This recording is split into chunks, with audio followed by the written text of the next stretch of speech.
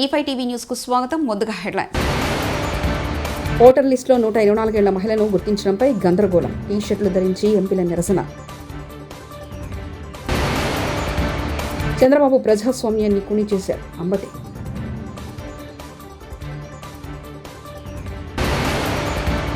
ఇద్దరం అన్నాదమ్ములుగా ఉన్నామని పార్టీలో తీసుకున్నప్పుడు తెలియదా? రాజగోపాల్. నాగార్జునసాగర్కు పెరిగిన వరద 16 గేట్లు ఎత్తి నీటి విడుదల. బీహార్ రాష్ట్రంలో ఓటర్ జాబితా పెద్ద దుమారం చెలరేగుతుంది.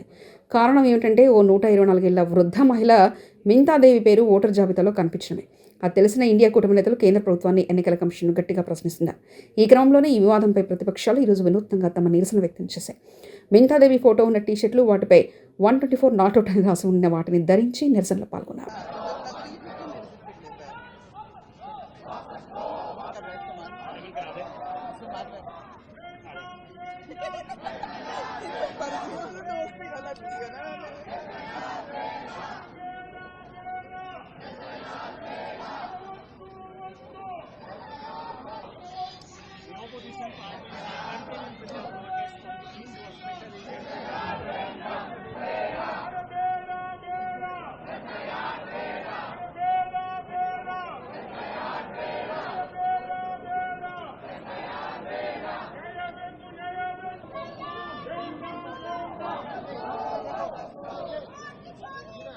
రేవంత్ రెడ్డిపై మరోసారి రెచ్చిపోయిన కోమటిరెడ్డి రాజగోపాల్ రెడ్డి రేవంత్ రెడ్డి ముఖ్యమంత్రిని చేశారు. మహబూబ్ నగర్కు ముఖ్యమంత్రిని ఇచ్చారు. ఖమ్మం జిల్లాలో 9 మంది ఎమ్మెల్యేలకు 3 మంత్రులున్నారు. 11 మంది ఎమ్మెల్యేలున్న నల్గొండ జిల్లాకు 3 మంత్రులుంటే తప్పేంటి? సమీకరణలు కుదరడం లేదు అంటున్నారు. ఎందుకు కుదరడం లేదు? ఎవరు పుల్ల పెడుతున్నారు? నన్ను పార్టీలో తీసుకున్నప్పుడు తెలియదా? మేమిద్దరం అన్నాదమ్ములం ఉన్నామని? పార్లమెంట్ ఎన్నికల సమయంలో రెండోసారి ప్రామిస్ చేసినప్పుడు తెలియదా? మేమిద్దరం అన్నాదమ్ములం ఉన్నామని? ఇద్దరం అన్నాదమ్ములం సమర్థమే కదా, గట్టోలమే కదా, ఇద్దరు మంత్రులైతే తప్పేంటి అంటూ వ్యాఖ్యానించారు.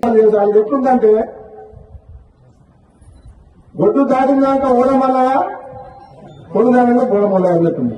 ఇప్పుడు సమీకరణం కుదురుతలేమని మన బట్టి విక్రమార్క గారు అంటుంది. ఏం కుదురుతలేవు? 9 మంది ఎమ్మెల్యేలు ఉన్న ఖమ్మం జిల్లాలో 3 మంత్రులు ఉన్నారు. ఎంతమంది ఉన్నారు? 11 మంది ఎమ్మెల్యేలు ఉన్న నల్గొండకు 3 ఉన్నారు. తప్ప మహబూబ్ నగర్కు ముఖ్యమంత్రి ఇచ్చినాం కదా మనం.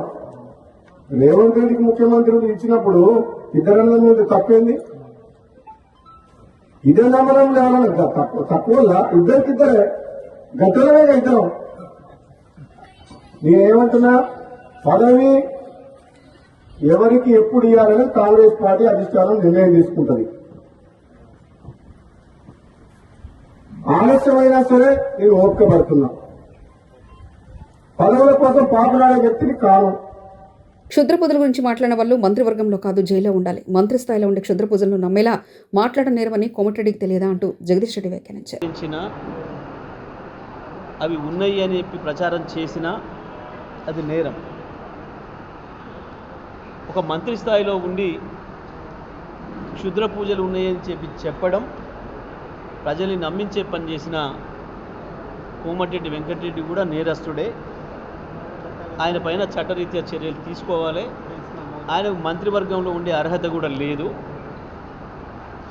ఇటువంటి క్షుద్ర పూజల్ని నమ్మేవాళ్ళు, ప్రచారం చేసేవాళ్ళు, ప్రజల్లో అపోహలు కల్పించే వాళ్లకు తప్పకుండా వీళ్ళు ఉండాల్సింది జైల్లో తప్ప మంత్రివర్గంలో కాదు. ఆయన ఉండాల్సింది జైల్లో తప్ప మంత్రివర్గంలో కాదు. మీ ఇంట్లో కూడా ఆచరించడానికి లేదు క్షుద్ర పూజల్ని. ఎవరింట్లో వాళ్ళు కూడా ఆచరించడానికి వీలు లేదు.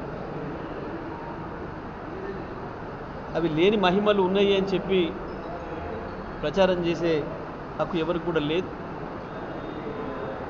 అది సమాజంలో ఒక చెడు పొగడల్ని తీసుకొచ్చే సాంప్రదాయం. అది గతంలో మనం చూసినాం. మనం నెల 2 నెలలకు ఒక వార్తనే వినేది గతంలో. ఈ క్షుద్ర పూజలు చేసిరన్న వాళ్ళను ఊరంతా కలిసి చంపేసిరని రకరకాలుగా. మరి కోమటిరెడ్డి వెంకటరెడ్డి కూడా ఇవాళ అటువంటి జరిగినాయి అని తెలిస్తే మంత్రిగా అదేందో బయట పెట్టడం నీ బాధ్యత. లేదు అవి ఉన్నాయి, దానివల్లనే అక్కడేదో జరిగింది అని కనుక నువ్వు చెప్పింది ఏదైతే ఉందో ఇది పూర్తిగా శిక్షార్హమైన నేరము. కాబట్టి నేను వెంటనే డిమాండ్ చేస్తూ ఉన్నా ముఖ్యమంత్రిని, కోమటిరెడ్డి వెంకటరెడ్డి తన వ్యాఖ్యల్ని ఉపసంహరించుకుంటాడా, ఎటువంటివి లేవు, క్షుద్ర పూజలు ఉండవు అని చెప్తాడా, లేదా మంత్రివర్గం నుంచి తీసేస్తారా, ముఖ్యమంత్రి నిర్ణయించుకోవాలి.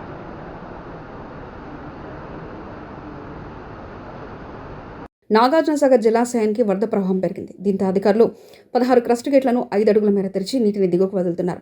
ఈ ప్రాజెక్టు 1,77,173 క్యూసెక్ల వరద రావడంతో స్పిల్వే ద్వారా 1,28,768 క్యూసెక్ల నీటిని విడుదల చేస్తున్నారు. సాగర్ ప్రస్తుత నీటి మట్టం 589 అడుగులుగా ఉంది.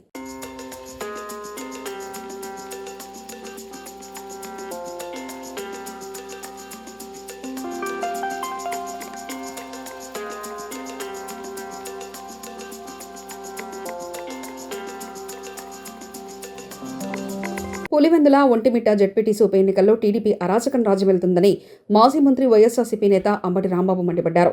వైఎస్ఆర్సీపీ ఏజెంట్లు, ఓటర్లు బూత్ల వద్దకు వెళ్లకుండా అడ్డుకున్నారు. టీడీపీ పోలీసులు కలిసి వ్యూహాత్మకంగా పద్ధతి ప్రకారం కుట్ర చేశారని అంబటి ఆగ్రహం వ్యక్తం చేశారు. పులివెందుల ఒంటిమిట్టలో టీడీపీ అరాచకాలపై ఎస్ఈసీ వైఎస్ఆర్సీపీ నేతలు ఫిర్యాదు చేశారు. అనంతరం మీడియాతో మాట్లాడారు. తెలుగుదేశానికి చెందినటువంటి కార్యకర్తలనండి, రౌడీలనండి వచ్చి క్యూలో నిలబడి పులివెందుల్లో ఓట్లు వేస్తున్నటువంటి దృశ్యాలు మనం చూస్తున్నాం. రామసుబ్బారెడ్డి గారు జమ్మలమడుగు మాజీ శాసనసభ్యుడు, మాజీ మంత్రి, ఆయన ఒక ప్రెస్ మీట్ పెట్టి చాలా వివరంగా చెప్పాడు.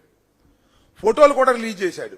ఇదిగో ఈ ఓటు వేస్తున్నవాడు పులివెందుల్లో పలానా గ్రామంలో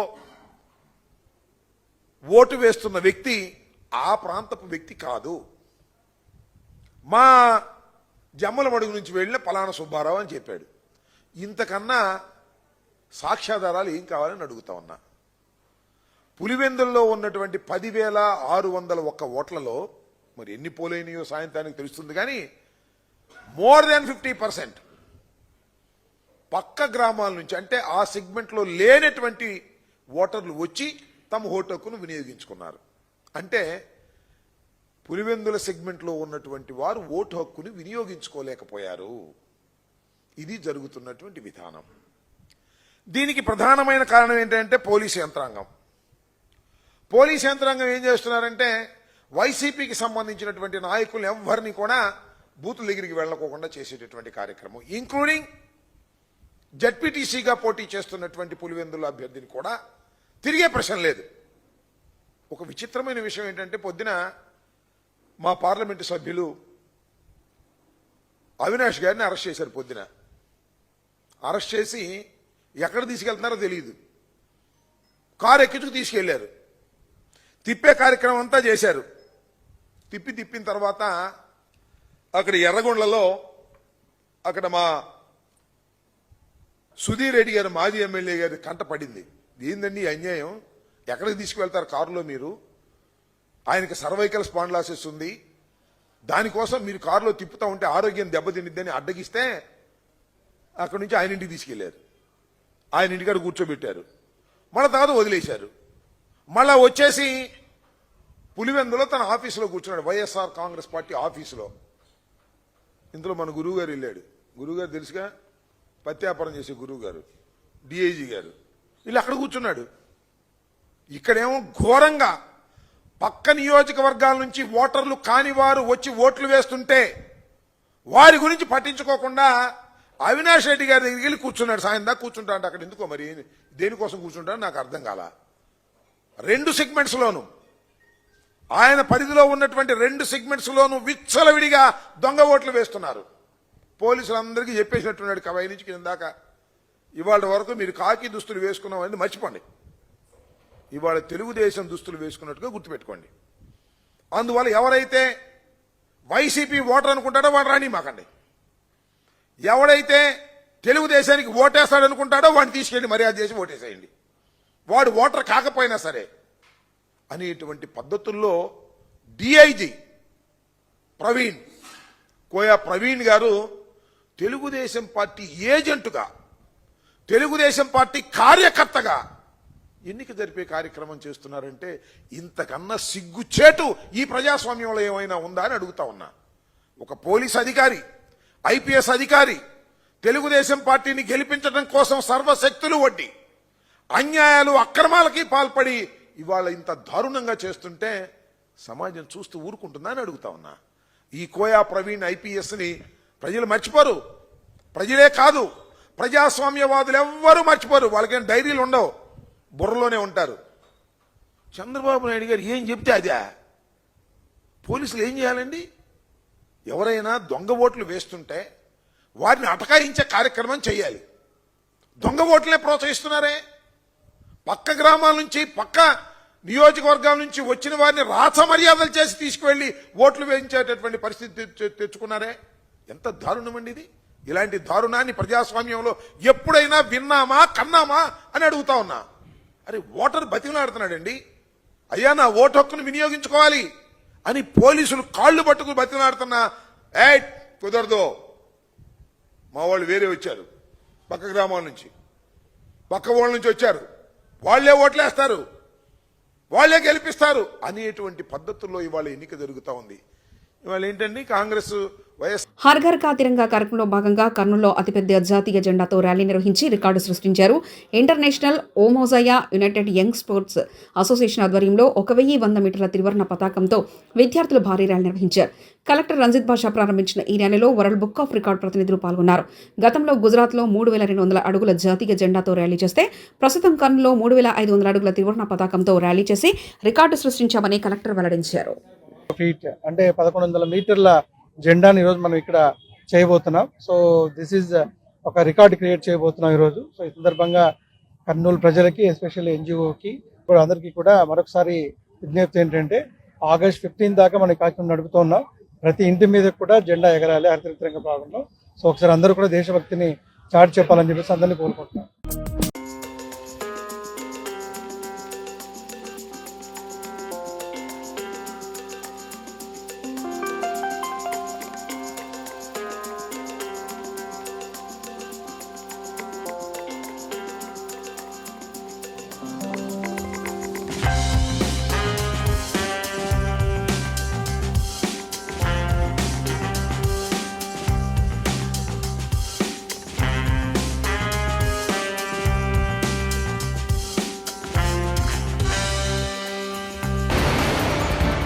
ఓటర్ లిస్టులో 124 ఏళ్ల మహిళను గుర్తించడంపై గందరగోళం. టీ-షర్ట్లు ధరించి ఎంపీల నిరసన. చంద్రబాబు ప్రజాస్వామ్యాన్ని కుని చేశారు అంబటి.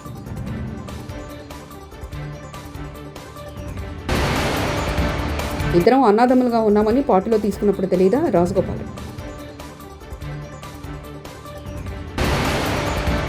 నాగార్జున సాగర్కు పెరిగిన వరద 16 గేట్లు ఎత్తి నీటి విడుదల. ఇవి బులెటిన్ విశేషాలు. చూస్తూనే ఉండండి E5 టీవీ న్యూస్.